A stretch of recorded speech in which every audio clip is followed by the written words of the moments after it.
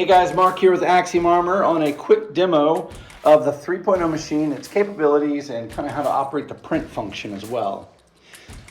So this video is going to encompass all the information you're going to need to do this on the 3.0 machine as well as the 3.0 mini machine. So it's the same menu, it's the same function and everything. It's just a larger machine. So if you have the 3.0 mini, also heed these directions. So first things first, you want to make sure that your Wi-Fi network is the same Wi-Fi network that is on your Canon printer if you plan to do custom backskins. That's very important, or this machine will not see the Canon printer. So the first things first, go to the menu here, go to Force Speed Automatic, scroll all the way to the bottom, and make sure your print button is turned on right here. This is going to allow the machine to understand that you want to do custom backskins. Then you're going to go ahead and select the cut that you want. You would select back here. And now you're presented, if you have the print function turned on, you're now presented with this print button. So go ahead and tap it. It's going to bring up the little user interface where you can overlay a picture over the exact cut that you're going to perform. So this particular one here, you want to make sure zoom is on. You want to make sure 120 by 180 is on. And then if you happen to tap it and your QR code disappears, you can always tap this little picture button here and get the QR code to reappear. At this point, you want to go ahead and take your device that has the picture on it and scan the QR code. It is also imperative that this device be on the same Wi-Fi network as well. Oops. So you want to select a file and go to your photo library and then start uploading files. Now you can see I've got my picture on the machine. Please keep in mind, the higher the image quality, the longer it's going to take to transmit. Most should be transmitted in 10 to 20 seconds at the very most. This allows you to manipulate your photo so that you know exactly where the cutouts are going to be for the camera lens and where the overall cutout is going to be as well. This way, you don't cut anybody's head off. So get the photo where you want it. You can also add emojis, text, and do some other editing features here. Go ahead and tap your printer when you're ready. It will load the print interface for Canon Print. What you want to do now is hit search device, and it's going to scan the network for that printer. It'll let up one moment please while it does the scan. Once the scan is complete, you should see your printer here.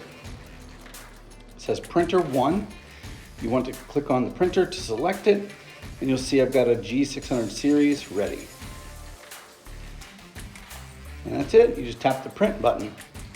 At this point, it's going to send the print job to the Canon printer.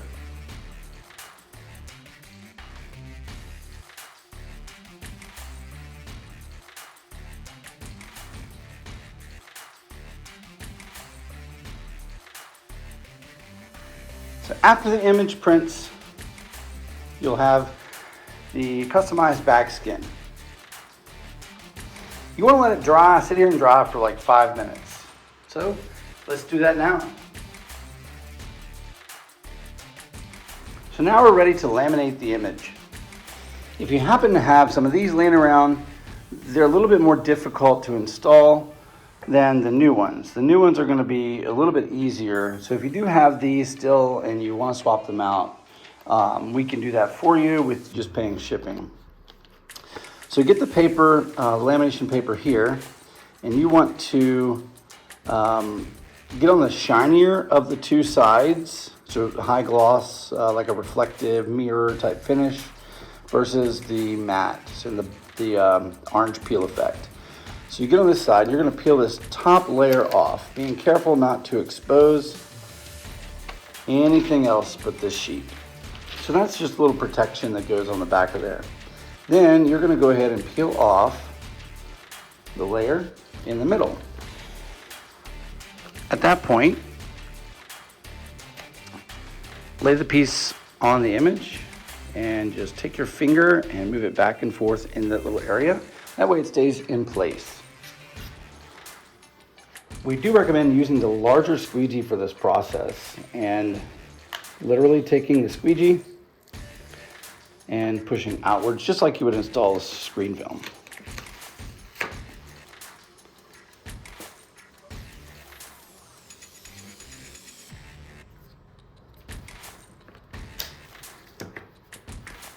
And you want to be at a 45-degree angle, and you also want to apply a decent amount of pressure, so you really zap out those air bubbles as you're going.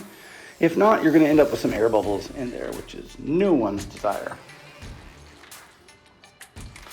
So there we have it. Here's our image. All we have left to do is stick it in here, making very sure it's lined up against that rail so the image will be centered, and click send.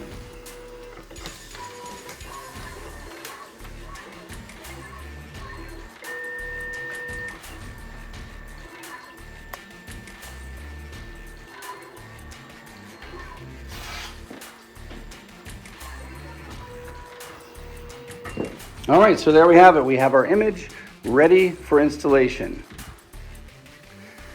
All you want to do is peel it out of the backing paper and place it on your device. It is slightly forgiving, so if you do mess up and put it in the wrong spot, you can lift it back off and do it again as well.